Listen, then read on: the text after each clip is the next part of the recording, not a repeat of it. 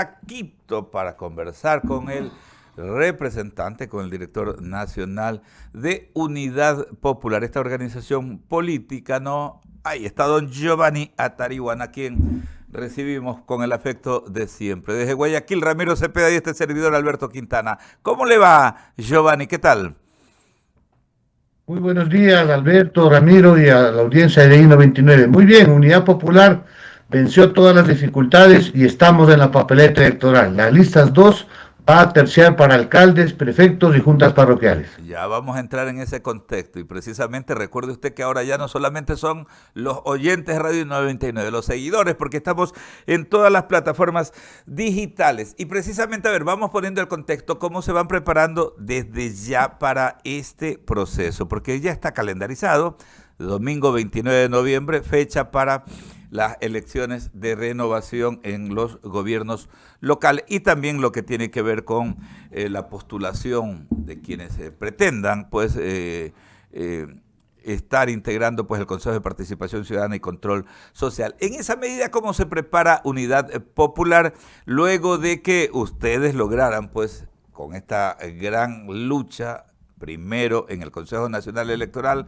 luego en el Tribunal Contencioso Electoral, lograr la permanencia, ¿no?, del registro electoral de la organización política que es precisamente, ¿no?, Unidad Popular, casillero número 2, es lo que se derivó de lo que en su momento era pues el Movimiento Popular Democrático con su histórico casillero 15, ¿no?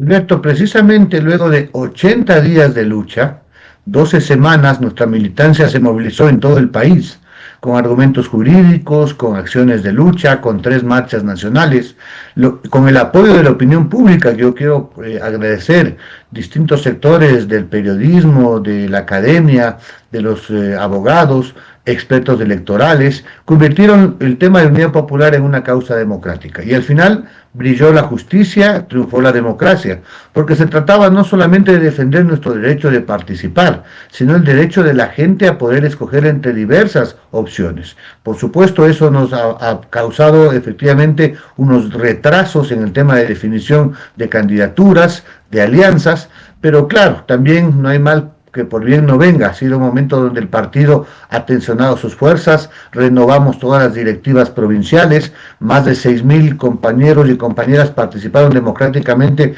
eligiendo a los directores. Y ahora, precisamente, contra el tiempo, estamos ya preparando las primarias. Nosotros hemos definido que a partir del día 25 de junio hasta el 2 de julio, en todo el territorio nacional, en las 24 provincias, vamos a instalar los colegios electorales. Estamos en fase de definir los perfiles de mujeres y hombres que nos van a representar, desde las juntas parroquiales, pasando por las concejalías, alcaldías y gobiernos provinciales. Por supuesto, también en estos días estamos afinando en cada uno de los territorios las posibles alianzas, porque somos partidarios de unir al pueblo, precisamente para hacer gobierno, en este caso local. Ese es el calendario que nos hemos propuesto y, por supuesto, nos planteamos participar en al menos 200 cantones de todo el territorio ecuatoriano. Oiga, y de alguna manera entonces han sacado a limpio aspectos positivos en esta etapa en la cual les estaban embarcados pues en esta lucha por la vigencia de la personería jurídica de Unidad Popular, ¿no? Por supuesto, hay varias lecciones, no solamente para el partido, sino para la población en general. Por ejemplo, frente a los abusos y a los atropellos, no cabe la resignación, menos aún bajar la cabeza. Frente a los abusos hay que ponerse firme, duro. Si tienes la razón, hay que movilizarse. Hemos tenido un equipo jurídico muy importante, impecable en la defensa legal, pero también hemos logrado establecer el mensaje adecuado. Había un plan que tiene que ver con el fraude electoral, eliminar competidores políticos. Lo están haciendo con determinados alcaldes, con otras fuerzas políticas, lo quisieron hacer con Unidad Popular, pero fue la fuerza de la razón, pero también el apoyo de la opinión pública la que ha permitido que obviamente Unidad Popular esté en el casillero electoral. Sin embargo, han quedado las alertas prendidas, porque el fraude electoral no es solamente contar mal los votos para beneficiar a una fuerza política. tiene que ver con inclinar la cancha, haber adelantado las elecciones sin prácticamente sustento técnico, tiene que ver con eliminar fuerzas políticas, tiene que ver con no controlar el gasto que hace el gobierno central, porque eso efectivamente cambia las reglas. Y obviamente frente a eso creo que la gran lección es que hay que defender la democracia y combatir en todas sus formas un posible fraude electoral. Correcto. Antes de ir con Ramiro Cepeda, solamente algo adicional de mi parte. ¿Cómo ven desde Unidad Popular el tema de la gobernanza local? Partiendo de una premisa, ¿no? Es notorio, ¿no?, que en lo que tiene que ver con la administración de los 3 niveles GACS, llámense juntas parroquiales rurales, llámense gobiernos municipales o gobiernos provinciales, las prefecturas en sí, los consejos provinciales, hay falencias terribles, desconocimiento en lo que tiene que ver con la planificación territorial, un desorden bárbaro. Y también pues el otro aspecto que tiene que ver con la nula priorización de los temas fundamentales, llámese los servicios de infraestructura y saneamiento básico. ¿Cuál es el enfoque de Unidad Popular? ¿Cómo precisamente pues tienen delineado ustedes, si lo tienen, pues una propuesta para lo que tiene que ver con la gobernanza local, Giovanni? No, a nivel de los GATS en todos sus niveles se requiere, por supuesto, planificación, una visión integral, una articulación entre las parroquias, los cantones y las provincias y también el gobierno central. El tema también es de que las administraciones deben estar enfocadas en la gente, en los problemas de las familias. Lamentablemente, en varios de estos niveles de gobierno está simplemente el tema del lleve, el tema de no priorizar las obras, y obviamente eso tiene que ver con quién está al frente de la administración municipal, parroquial o provincial. El pueblo ecuatoriano tiene hoy la oportunidad de escoger, ojalá de forma mucho mejor a sus representantes.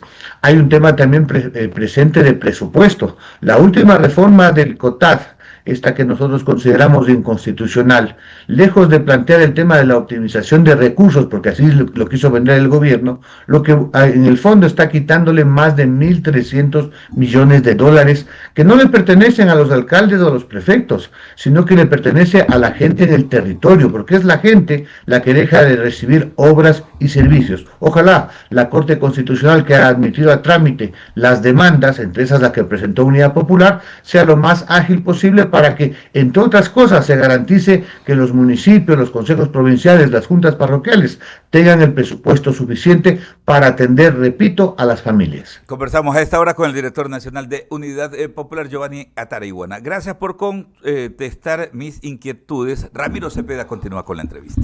Giovanni, ¿cómo vas, Ramiro Cepeda? Muy buenos días, Ramiro. Aquí una mañana radiante con sol a los tiempos en la capital. Me parece muy bien porque un poco de sol sí les hace falta. Giovanni, yo quiero a usted invitarle a algo, a una reflexión, porque si uno no saca lecciones de esto, la vida va a seguir dándole palo. Parte de muchos males de este tema de los partidos está también el no haber remozado ni cambiado el Consejo Nacional Electoral. Y la semana pasada hubo un cambio en el timón. Piensa mal y acertarás. ¿A quién responde esta nueva mayoría? Bueno, Ramiro, buenos días, por supuesto. A ver, primero una buena noticia, de todas maneras, es que Diana Tamay, la principal operadora política de Daniel Noboa, ya no está al frente del gobierno. Hizo una serie de abusos de la ley en varios casos. En el tema de Unidad Popular fue realmente tremendo. La gente lo vio porque se transmitió cómo violentaba la ley, convocaba suplentes, usaba votos dirimentes que no correspondía, actuó fuera del tiempo, se obsesionó en cumplir una orden. Y eso no está bien para una autoridad que está llamada a ser el árbitro. No puede ser operadora de una de las partes. Y obviamente un CNE bajo la dirección de Diana Tamay no aseguraba ni independencia, ni imparcialidad, menos transparencia. Y eso es terrible para la democracia. Obviamente ha habido un cambio de mando. Sí, puede haber distintas visiones. Ya no le sirve porque Diana Tamay se quemó tanto con Unidad Popular, con las multas de Ayas Unidos, a la CONAIE, a la UNE, con el adelanto de las elecciones, que tenían que refrescar a lo mejor las líneas. Pero creo que hoy la opinión pública está mucho más alerta.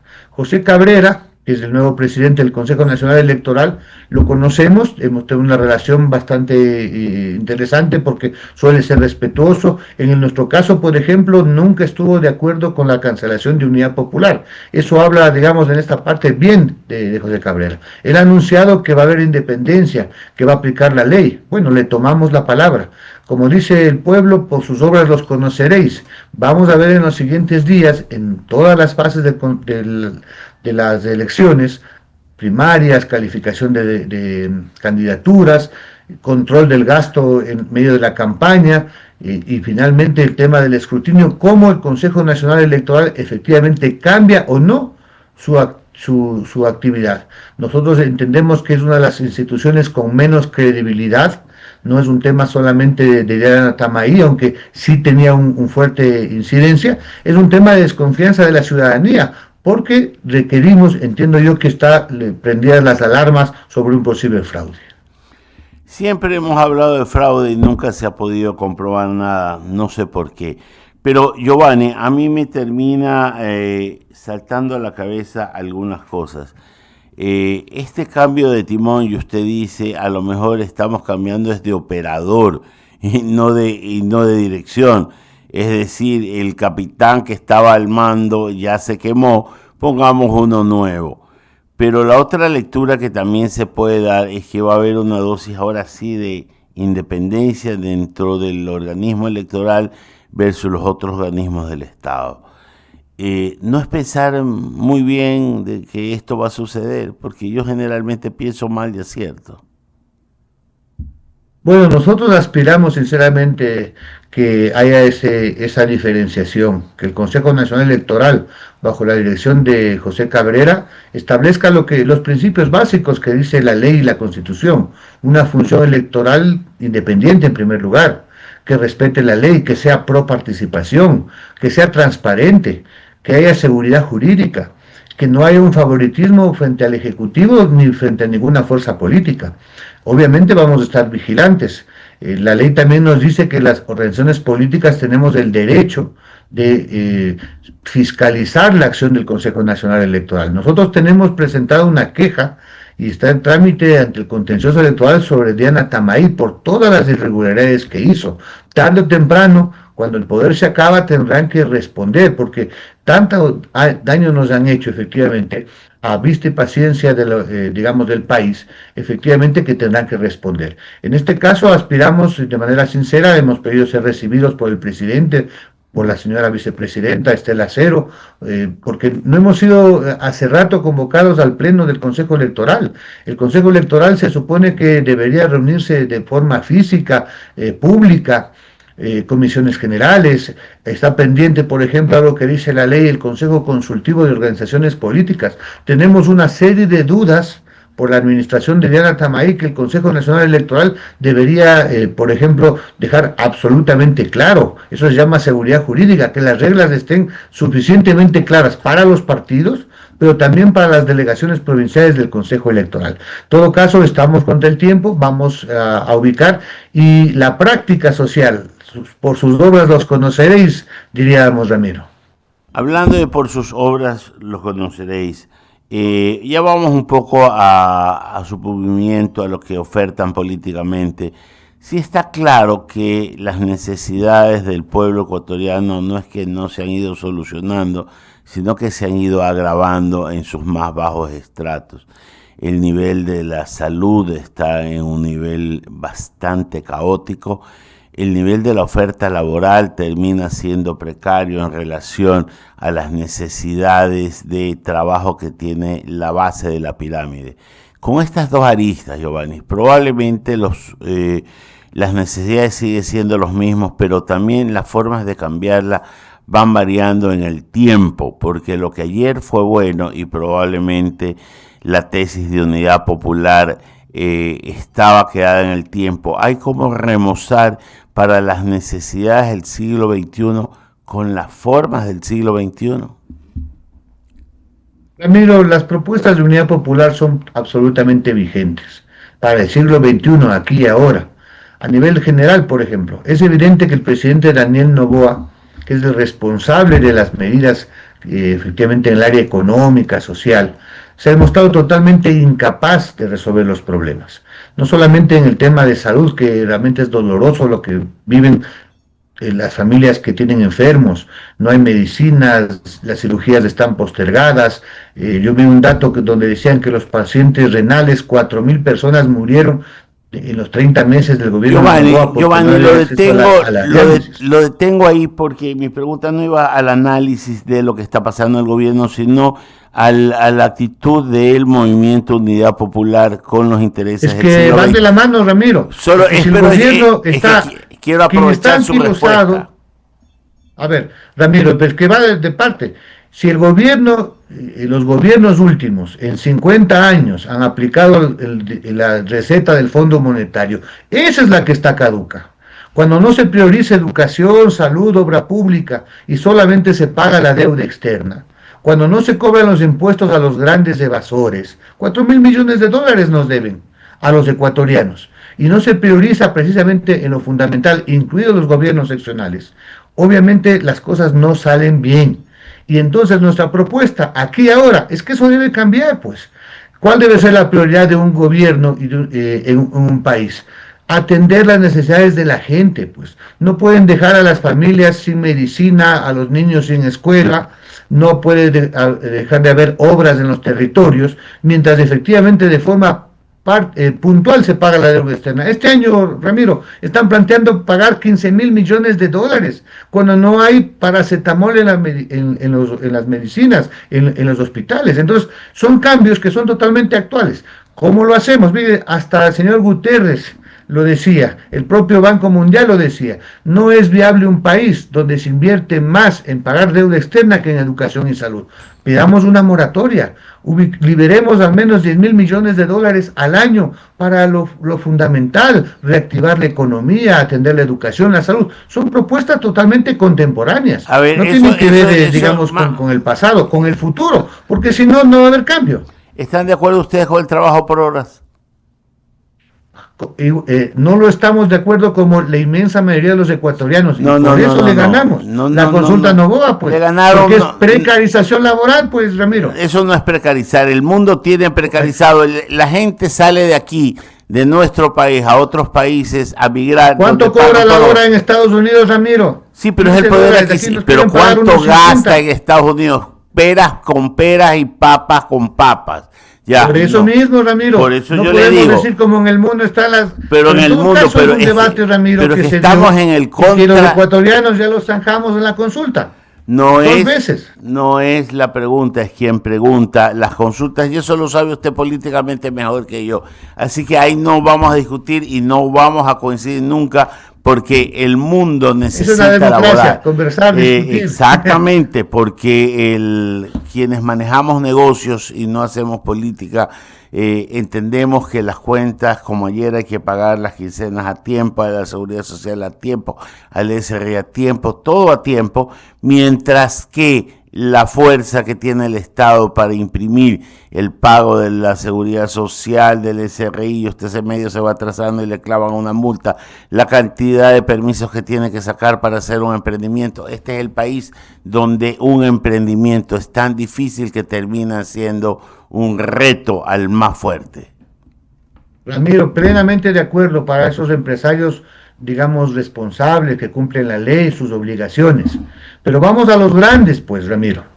El año pasado ganaron 9.800 millones de dólares y no pagan suficientemente impuestos, no quieren pagar el IES, ¿no es cierto? Y obviamente aquí hay un principio básico que debe aplicarse: el que más tiene, más debe pagar. A la pequeña y mediana empresa, que es la que genera empleo, todo el apoyo debe tener parte del gobierno, exoneraciones tributarias, energía barata, en general. Pero también los trabajadores, que son la fuerza fundamental de cualquier producción en el mundo, necesitan un salario digno. Con 829 dólares la canasta básica y un salario de 482, hay una diferencia. Además, 2 de cada 3 de la fuerza laboral están precarizados, Ramiro. Entonces, necesitamos cambiar eso, apoyar a la pequeña y mediana empresa, por supuesto, incluso a las grandes, siempre que sean responsables. ¿Cómo así la corporación Novoa le perdonaron por ley 998 millones de dólares? ¿A cambio de qué? Esas son las cosas que debemos cambiar. Una pregunta ya para cerrar la entrevista, Giovanni. ¿Usted es empresario? ¿Usted maneja algún negocio? No, no soy empresario. Quería saber nomás era su formación, entonces usted es Mi un formación académico. es sociólogo. Es por eso, Y un académico. Iba de mi trabajo, como la inmensa mayoría de ecuatorianos. Y va a llegar a que su tema es académico y no empresarial. Ahí entiendo sus respuestas. Giovanni, que tenga un buen día. Le agradezco por estar Buen aquí día, en 99. efectivamente, aquí es de trabajadores y empresarios, mi estimado. No hay que la mayoría de los ecuatorianos vivimos de nuestro trabajo. Así es, y los empresarios de su producción. Que tenga un buen día, Giovanni. Por supuesto, pero cumpliendo sus obligaciones. Alberto. Son las 7 de la mañana con 55 minutos. Un datito.